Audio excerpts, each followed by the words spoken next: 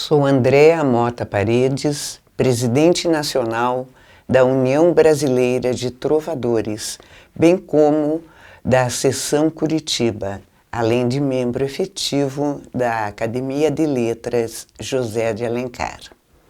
Trago para vocês a trova, uma das mais antigas modalidades de poesia da língua portuguesa.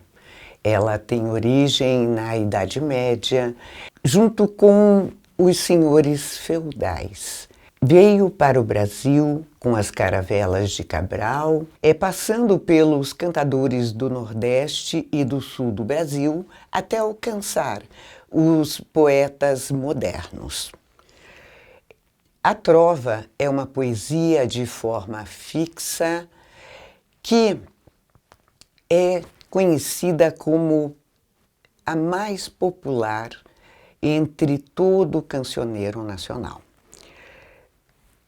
Tem algumas características de suma importância: a simplicidade, a facilidade de memorização, mas a sua principal característica e o que lhe dá vida é a técnica.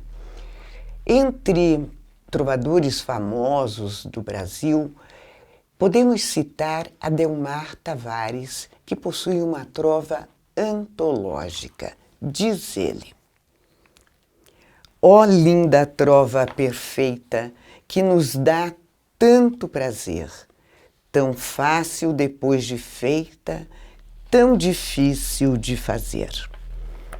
Vejam que a maioria dos dicionários define a trova moderna como aquele verso de 7 sílabas métricas, rimando o primeiro com o segundo. Isto até 1956, época em que Luiz Otávio, um dentista do Rio de Janeiro, começou a estudar e lançou o livro Os Meus Irmãos Trovadores, aonde ele reuniu mais de 2.000 trovas de trovadores, ou seja, daqueles que praticam essa modalidade poética de todo o Brasil, impulsionando a trova, esta forma de poesia. Ele impulsionou a trova e, à época, ela era muito mais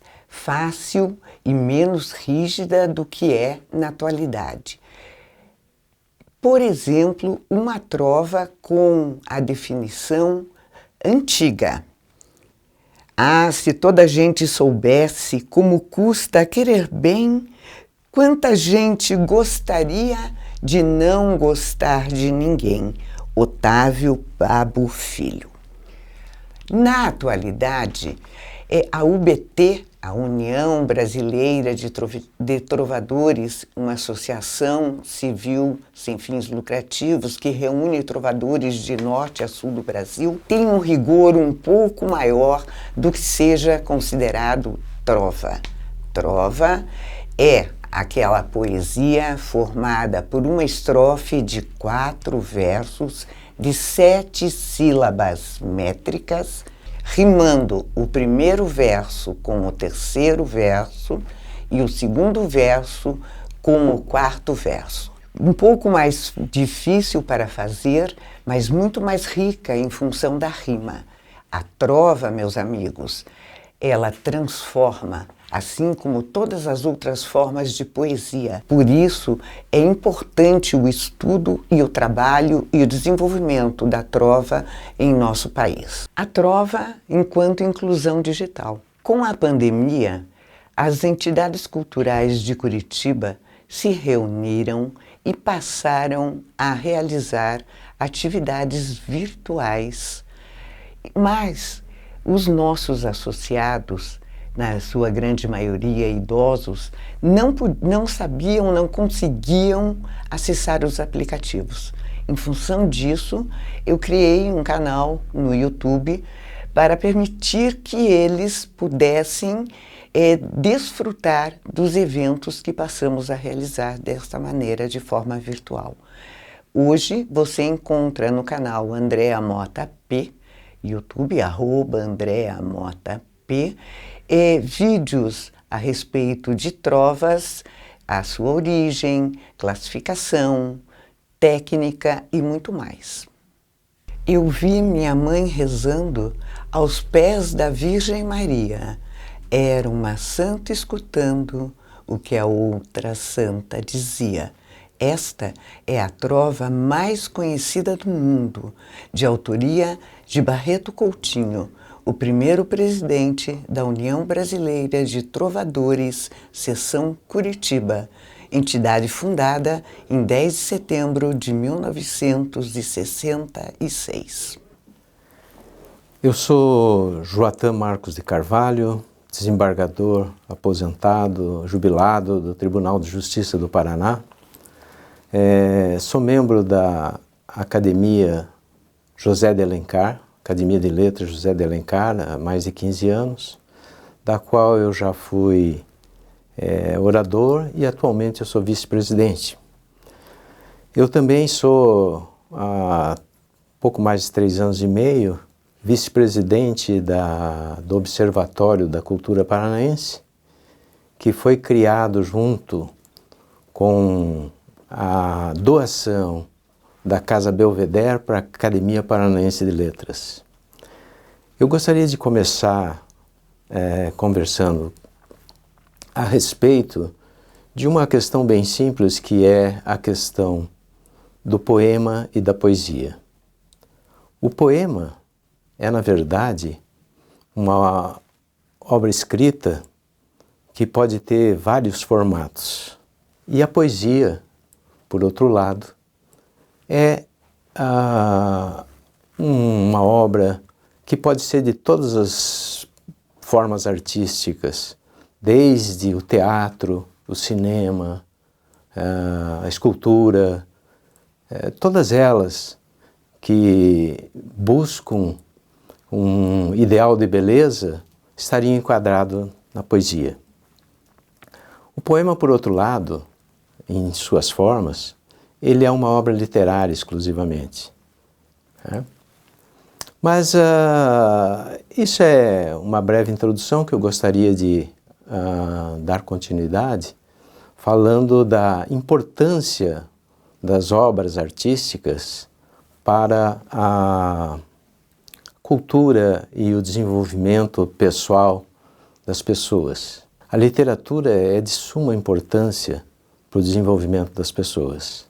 E as obras literárias têm uma grande importância no sentido de trazer às pessoas um conhecimento que só se aperfeiçoa com a leitura, com o desenvolvimento, com o estudo que se faz. Há estudos no sentido de que se pensa melhor quando se conhece as palavras e o uso que se pode fazer delas. Esse talvez seja o desiderato, seja o objetivo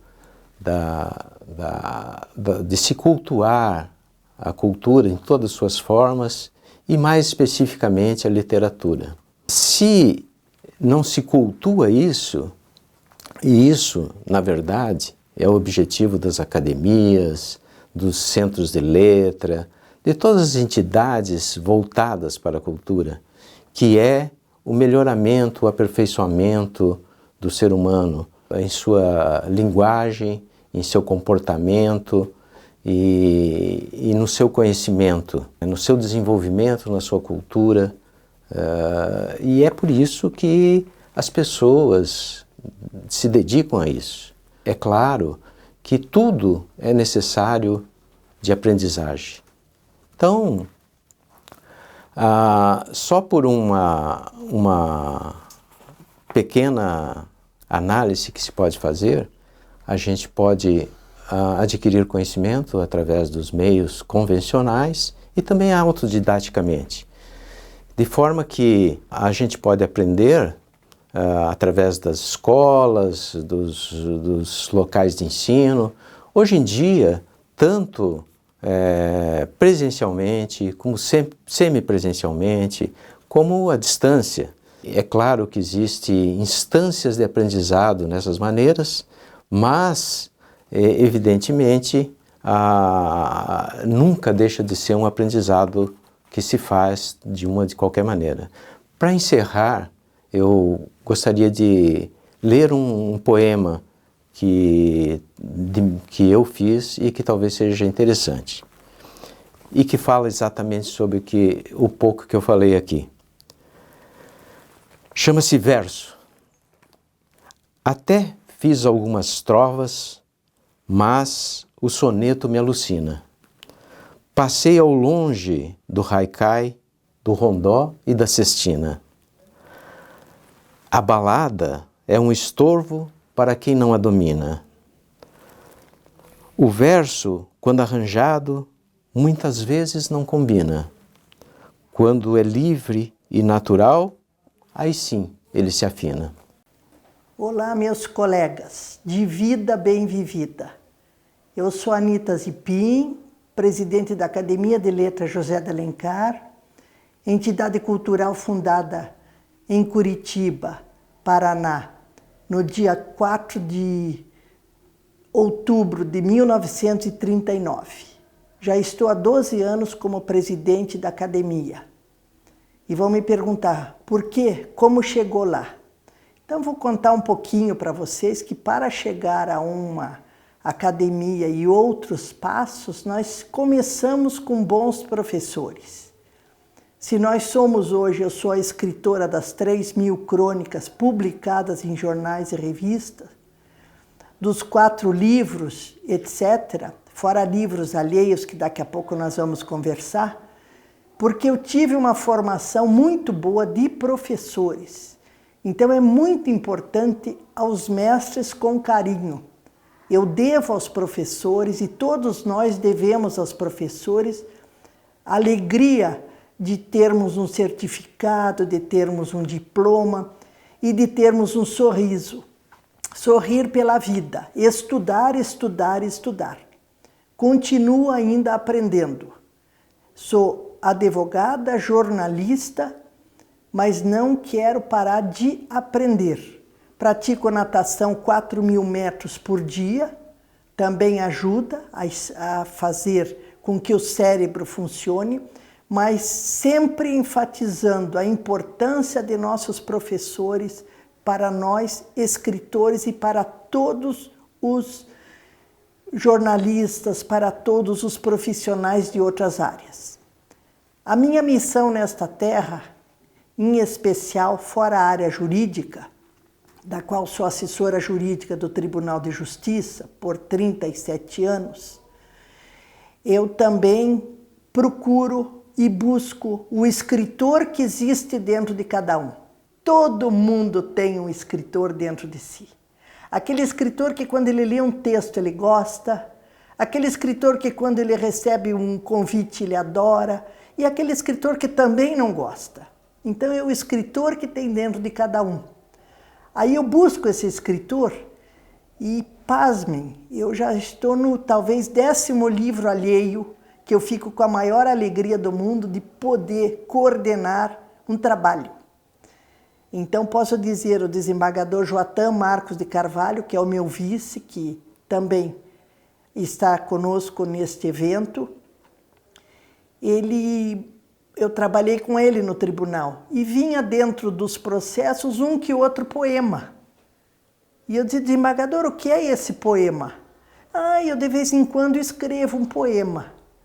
Ele já está no 4º livro. E hoje é meu colega de academia, assim como nós vamos ter outros colegas bons de academia, a começar pelo nosso pró-reitor, que é maravilhoso, Nelson Castanheira. Ao professor Nelson Castanheira e toda a sua equipe, eu começo agradecendo todo o trabalho que vocês estão fazendo pela cultura e pela educação do Brasil e do mundo. Não parem de estudar. Vamos para a pós-graduação, vamos para o que vocês quiserem, mas não parem de fazer cursos, não parem, aprendam. Se for o caso que forem os palestrantes, vai ser maravilhoso. mas não parem.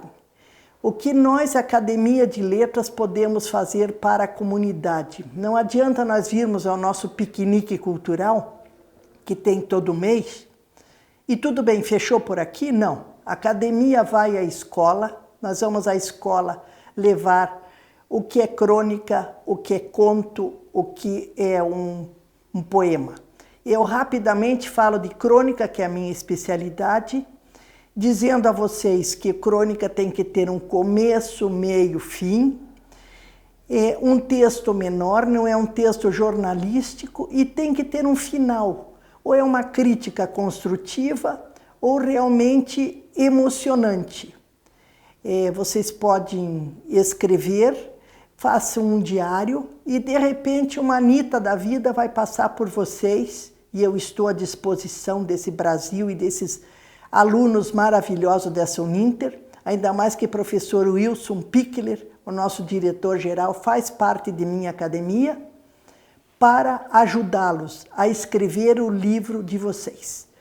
Escritor, escritor, escritor, vocês que estão me ouvindo, acordem o escritor que existe dentro de vocês.